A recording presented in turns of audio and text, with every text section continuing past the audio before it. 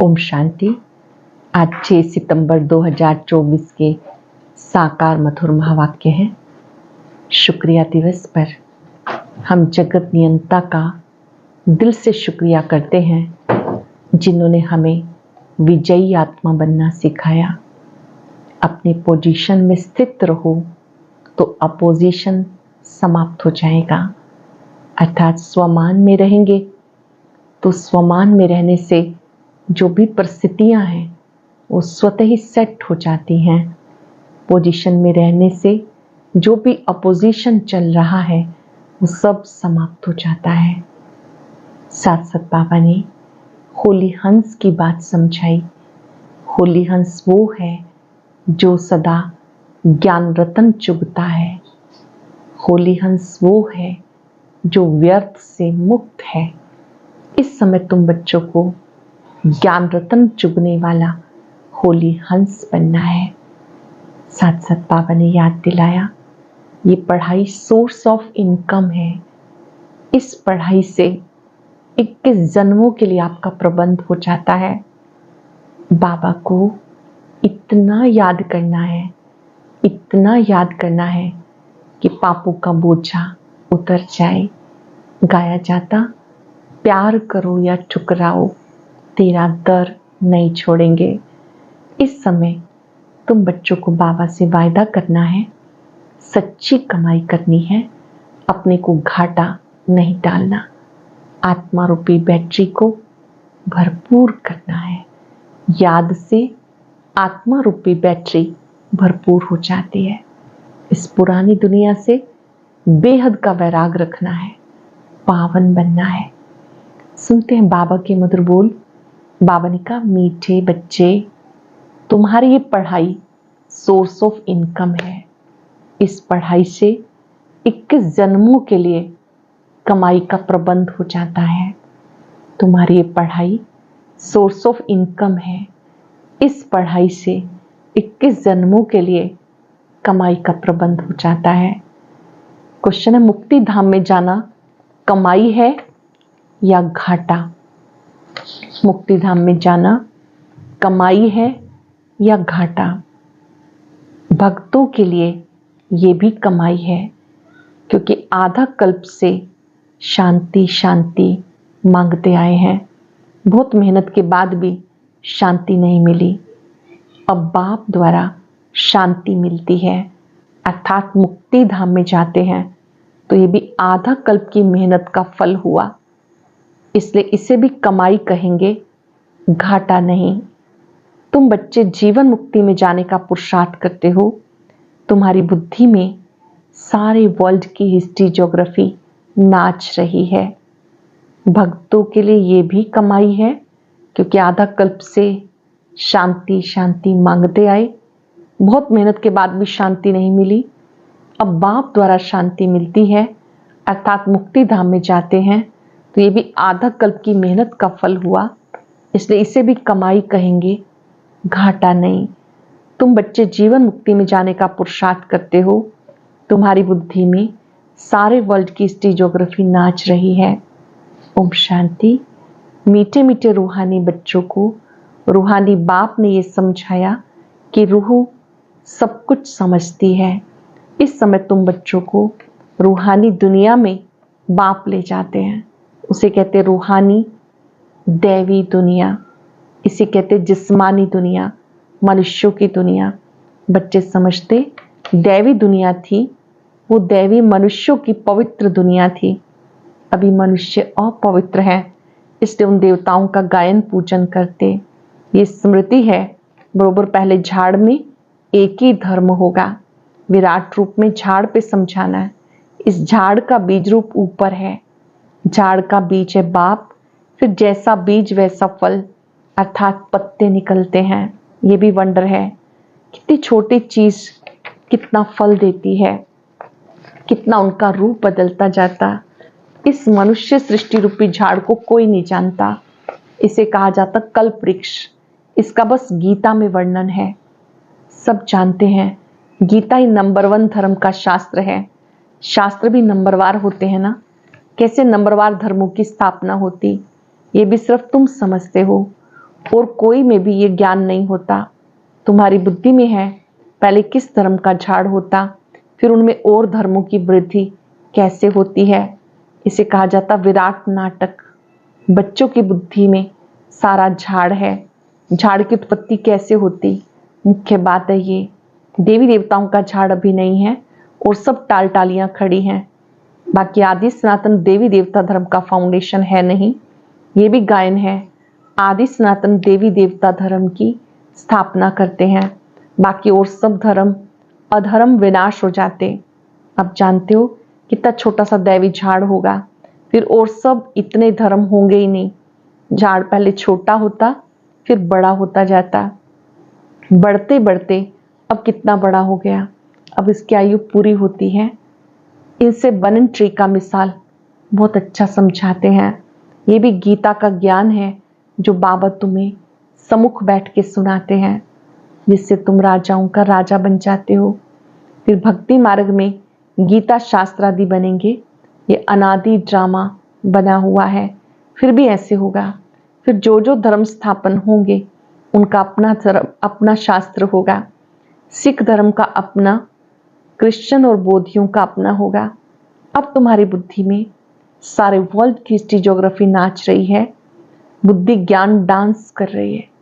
पूरा बुद्धि में ज्ञान है तो बुद्धि जैसे कि डांस कर रही है। तुम सारे झाड़ को जान गए हो, कैसे कैसे धर्म आते हैं, कैसे वृद्धि को पाते हैं। फिर अपना एक धर्म स्थापन होता, बाकी क्लास हो जाते हैं। गाते ज्ञान सूर्य प्रगटा, अज्ञान अंधेर विनाश। बिल्कुल अंधियारा है ना, कितने ढेर मनुष्य हैं, फिर इतने सब होंगे ही नहीं। इन लक्ष्मी नारायण के राज्य में ये थे नहीं। फिर एक धर्म स्थापन होना ही है। ये नॉलेज बाप सुनाते, तुम बच्चे कमाई के लिए कितनी नॉलेज आकर पढ़ते हो। इस समय तुम बच्चे कमाई के लिए कितनी नॉलेज लेते हो। बाप टीचर बनकर आते तो आधा कल्प तुम्हारी कमाई का प्रबंध हो जाता है, तुम बहुत धनवान बन जाते हो। जानते हो भी हम पढ़ रहे हैं और ये अविनाशी ज्ञान रत्नों की पढ़ाई है। अभी हम पढ़ रहे हैं, ये ज्ञान रत्नों की पढ़ाई है। भक्ति को अविनाशी ज्ञान रत्न नहीं कहेंगे। भक्ति में मनुष्य जो कुछ पढ़ते हैं उनसे घाटा ही होता, रत्न नहीं बनते। ज्ञान रत्नों का सागर एक बाप है। बाबा ज्ञान रत्नों का सागर है। बाकी है भक्ति, उसमें कोई भी एम ऑब्जेक्ट नहीं। कमाई यहाँ पर होती है। कमाई के लिए तो स्कूल में पढ़ते हैं, फिर भक्ति के लिए गुरु के पास जाते। कोई जवानी में गुरु करते हैं, कोई बुढ़ापे में गुरु करते, कोई छोटेपन में संन्यास ले लेते। कुंभ के मेले पर कितने ढेर जाते हैं। सत्यों में कुछ नहीं होगा। तुम बच्चों की स्मृति में सब बातें आ गई। रचता और रचना के आदि मध्य अंत के ज्ञान को तुम जानते हो। उन्होंने कल्प की आयु बड़ी कर दी। ईश्वर सर्वव्यापी कह दिया। ज्ञान का पता नहीं। बाबा आकर अज्ञान नींद से सुजाग करते हैं। अब तुम्हें ज्ञान की धारणा होती जाती, बैटरी भरती जाती है। ज्ञान से है कमाई, भक्ति से है घाटा।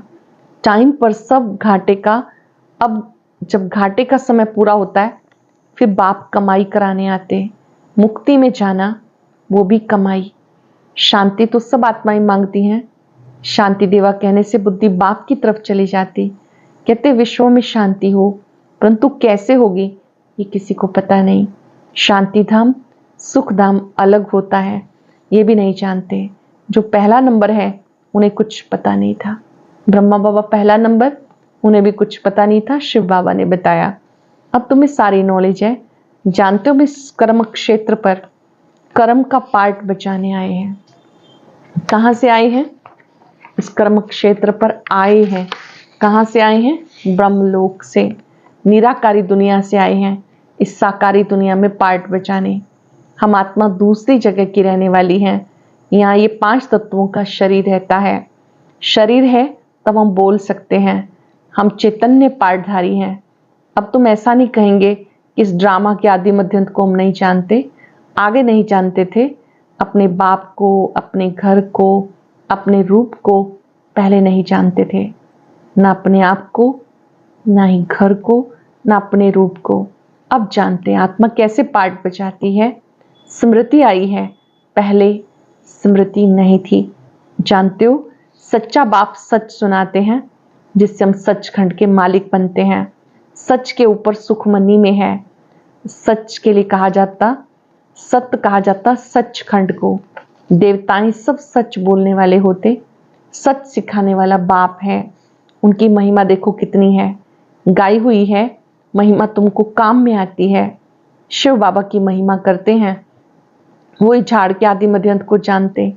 सच बाप सुनाते तो तुम बच्चे सच्चे बन जाते हो। सत्य बाप से सुनकर सच्चे बन जाते हो। सचखंड भी बन जाता। भारत सचखंड था। नंबर 1 ऊंच से ऊंच तीर्थ भी ये है, क्योंकि सबकी सदगति करने वाला बाप भारत में आते हैं। एक धर्म की स्थापना होती, अनेक अधर्मों का विनाश हो जाता। बाबा ने समझाया, सूक्ष्म वतन संगम की ही रचना है। सूक्ष्म वतन में तुम बच्चे देखते हो, साक्षात्कार करते हो। जो तुम बच्चे सुनते हो, इन बातों को धारण करना है। बाबा ने इस चक्र का राज भी समझाया। बाबा याद दिलाते, तुम बच्चे बाप की याद से सुख घनेरे प्राप्त करते हो। माया वार कर जंगल से फिर शहर में ले आती है। बहुत से लोग संन्यास करके चले जाते, फिर माया वार कर उनको ले आती है। विवेकानंद और रामकृष्ण भी 2 बड़े सन्यासी होकर गए। सन्यास की ताकत रामकृष्ण में थी, बाकी भक्ति का समझाना वो विवेकानंद का था। दोनों की पुस्तकें हैं। पुस्तक जब लिखते तो एकाग्रचित होकर के लिखते हैं। रामकृष्ण जब अपनी बायोग्राफी बैठ लिखते थे तो शिष्यों को भी कहा कि जाकर दूर बैठो, वो जाकर दूर बैठो। बहुत तीखा कड़ा सन्यासी, नाम भी बहुत है। बाप ऐसे नहीं कहते कि स्त्री को माँ कहो, बाबा तो कहते उनको आत्मा समझो। इसका जो नाता है, नाता तो वही रहता है, लेकिन स्मृतियों में रहे कि सब ज्योति बिंदु आत्माएं अपना अपना बहुत अच्छा पार्ट बजा रही हैं। आत्माएं सब भाई भाई हैं। सन्यासियों की बात अलग है, उसने स्त्री को माँ समझा, माँ की बैठ बढ़ाई की, ये ज्ञान का रास्ता है। वैराग की बात अलग है, वैराग में आकर स्त्री को माँ समझा। माता अक्षर में क्रिमिनल आई नहीं होगी, बहन में भी क्रिमिनल दृष्टि जा सकती है, माता में कभी खराब ख्यालात नहीं जाएंगे, बाप की बच्ची में भी क्रिमिनल दृष्टि जा सकती है, माँ में कभी नहीं जाएगी। सन्यासी स्त्री को माँ समझने लगा। उनके लिए ऐसा नहीं कहते कि दुनिया कैसे चलेगी, पैदाइश कैसे होगी, वो तो एक को वैराग आया, माँ कह दिया।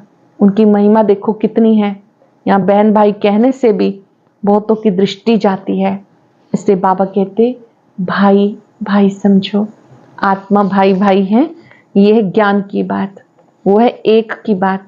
यहाँ प्रजापिता ब्रह्मा की संतान ढेर भाई बहनें हैं। बाबा बैठ सब बातें समझाते, ये भी तो शास्त्र पढ़ा हुआ है। वह धर्म ही अलग है निर्वृत्ति मार्ग का, सिर्फ पुरुषों के लिए। वो है हद का वैराग, और तुम्हें सारी पुरानी दुनिया से वैराग। संगम पर बाबा आकर तुम्हें ज्ञान की बेहद की बातें समझाते हैं। अब इस पुरानी दुनिया से वैराग होना चाहिए। ये बहुत पतित दुनिया है, यहाँ शरीर पावन हो ना सके। आत्मा को नया शरीर सतयुग में मिल सकता है। भले यहाँ आत्मा पवित्र बनती, परंतु शरीर फिर भी अपवित्र रहता। जब तक कर्मातीत अवस्था हो, सोने में खाद पड़ती है तो जेवर भी खाद वाला बनता है। खाद निकल जाए तो जेवर भी सच्चा बनेगा। इन लक्ष्मी नारायण की आत्मा और शरीर दोनों सतो प्रधान हैं। तुम्हारी आत्मा और शरीर दोनों तमो प्रधान काले हैं। आत्मा काम चिता पर बैठ काली बन गई। बाबा कहते, फिर हम आकर सांवरे से गोरा बनाते हैं। ये ज्ञान की सारी बात है, बाकी पानी आदि की बात नहीं। सब काम चिता पर बैठ पतित बन गए, इसलिए राखी बंधवाई जाती कि पावन बनने की प्रतिज्ञा करो। बाबा कहते, हम आत्माओं से बात करते हैं। मैं आत्माओं का बाप हूँ, जिसको तुम याद करते आए। बाबा आओ, हमें सुख धाम में ले चलो, दुख हरो। कलयुग में होते अपार दुख। बाबा समझाते, तुम काम चिता पर बैठ काले तमो प्रधान हो गए। मैं आया हूं काम चिता से उतार, ज्ञान चिता पे बिठाने। अब पवित्र बनकर स्वर्ग में चलो, पावन बनो, स्वर्ग में चलो। बाबा को याद करना है। बाप कशिश करते हैं, बाबा के पास युगल आते हैं, एक को कशिश होती, दूसरे को नहीं। पुरुष ने फट से कह दिया हम अंतिम जन्म में पवित्र रहेंगे, काम चिता पे नहीं चढ़ेंगे। ऐसे नहीं कि निश्चय हो गया, निश्चय अगर होता तो बेहद बाप को पत्र लिखते, कनेक्शन में रहते। सुना है पवित्र रहते हैं, अपने धंधे आदि में मस्त रहते हैं, बाबा की याद कहाँ। ऐसे बाबा को तो बहुत याद करना चाहिए। बाबा के कनेक्शन में रहना अर्थात बाबा को अपना पूरा समाचार देना, क्या कर रहे हैं, कितना कर पा रहे हैं, कहाँ दिक्कत आ रही है, बाबा की मदद से उसको ठीक करना। बाप की याद कहाँ है। ऐसे बाबा को बहुत याद करना चाहिए। स्त्री पुरुष का आपस में कितना प्यार होता, पति को कितना याद करती, बेहद बाप को सबसे जास्ती याद करना चाहिए। गायन है प्यार करो या ठुकराओ, हाथ कभी नहीं छोड़ेंगे। ऐसे नहीं कि यहाँ आके रहना है, वह तो फिर सन्यास हो गया। घर बार छोड़ यहाँ आकर रहे, अगर कोई घर बार छोड़ के यहाँ मधुबन में आके रहने लगे तो बाबा कहते वो तो सन्यास हो गया। घर बार छोड़ यहाँ आकर रहे, तुमको तो कहा जाता ग्रस्त व्यवहार में रहते पवित्र बनो। ये पहले तो भट्ठी बननी थी जिससे इतने तैयार निकले। उनका भी बहुत अच्छा वृत्तांत है, जो बाप का बनकर अंदर में रहकर, यज्ञ में रहकर रूहानी सर्विस नहीं करते, वो जाके दास दासियां बनते हैं। फिर पिछाड़ी में नंबरवार पुरुषार्थ अनुसार ताज मिल जाता, उनका भी घराना होता। प्रजा में नहीं आ सकते, कोई बाहर का आए अंदर वाला नहीं बन सकता। वल्लभाचारी बाहर वालों को कभी अंदर नहीं आने देते। ये सब समझने की बातें हैं। ज्ञान है सेकंड का। फिर बाप को ज्ञान का सागर क्यों कहा जाता, समझाते रहते, पिछाड़ी तक समझाते रहेंगे। जब राजधानी स्थापन हो जाएगी तुम कर्मातीत अवस्था में आ जाएंगे, फिर ज्ञान पूरा हो जाएगा। है 1 सेकंड की बात, परंतु फिर समझाना पड़ता है। हद के बाप से हद का वर्षा, बेहद का बाप विश्व का मालिक बना देते। तुम सुख धाम में जाएंगे तो बाकी सब शांति धाम चले जाएंगे। वहां तो है सुख ही सुख। ये तो खातरी है कि बाप आए हैं, हम नई दुनिया का मालिक बन रहे हैं राजयोग की पढ़ाई से। बाबा हम सबको खुद राजयोग सिखाकर मालिक बनाते हैं। अच्छा, मीठे मीठे सिक्के लगे बच्चों प्रति माता पिता बाप दादा का याद प्यार गुड मॉर्निंग। रूहानी बाप की रूहानी बच्चों को नमस्ते। रूहानी बच्चों के रूहानी बाप दादा को याद प्यार नमस्ते गुड मॉर्निंग। शुक्रिया बाबा, शुक्रिया। धारणा के लिए सार, इस पतित छीछी दुनिया से बेहद का वैराग रख आत्मा को पावन बनाने का पूरा पूरा पुरुषार्थ करना है। एक बाप की ही कशिश में रहना है। ज्ञान की धारणा से अपनी बैटरी भरनी है। ज्ञान रत्नों से स्वयं को धनवान बनाना है। अभी कमाई का समय है, घाटे से बचना है। इस पतित छीछी दुनिया से बेहद का वैराग रख आत्मा को पावन बनाने का पूरा पूरा पुरुषार्थ करना है। एक बाप की ही कशिश में रहना है। ज्ञान की धारणा से अपनी बैटरी भरनी है। ज्ञान रत्नों से स्वयं को धनवान बनाना है। अभी कमाई का समय है, इसलिए घाटे से बचना है।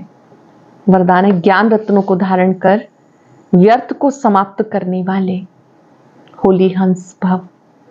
ज्ञान रत्नों को धारण कर व्यर्थ को समाप्त करने वाले होली हंस भव। होली हंस की 2 विशेषताएं हैं। एक है ज्ञान रत्न चुगना, दूसरा निर्णय शक्ति द्वारा दूध पानी को अलग करना। दूध और पानी का अर्थ है समर्थ और व्यर्थ का निर्णय।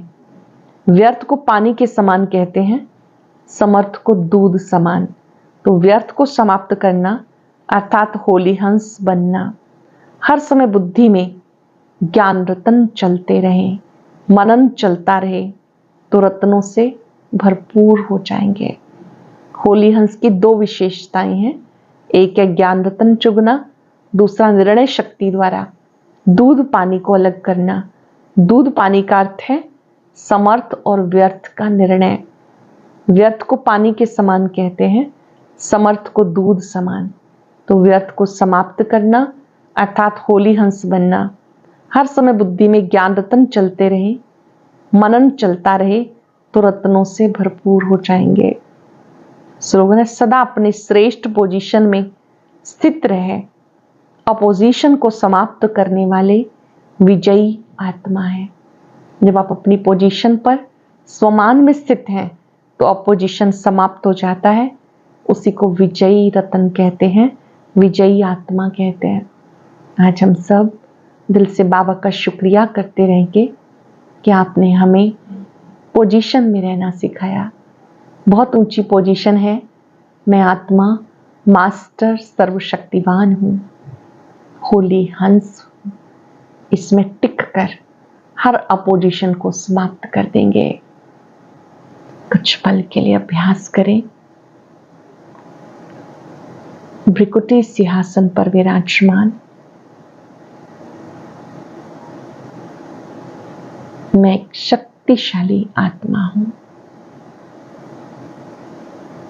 मैं मास्टर सर्वशक्तिवान हूं।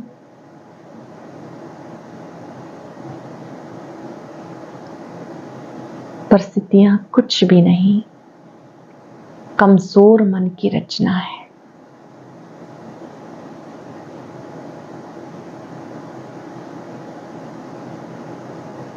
मन को शक्तिशाली बनाते हुए सर्वशक्तिवान पर एकाग्र हो जाएं। अपने शक्तिशाली स्वरूप को देखें। सर्वशक्तिवान की संतान मैं आत्मा मास्टर सर्वशक्तिवान हूं। मैं अपनी ऊंची पोजीशन में स्थित हूं।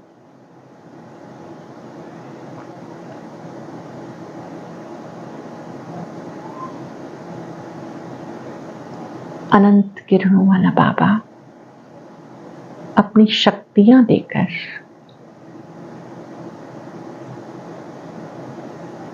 मुझे शक्ति संपन्न बना रहे हैं।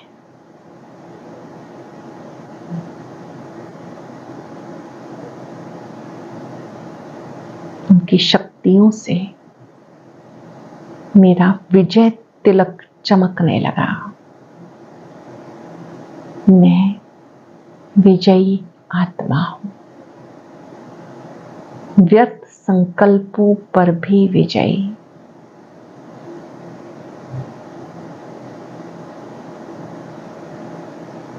बाबा की शक्तियों को अपने में आता अनुभव करें। शक्ति लेते जाएं, सबको देते जाएं। इस स्वमान में स्थित होने से शक्ति बढ़ती है।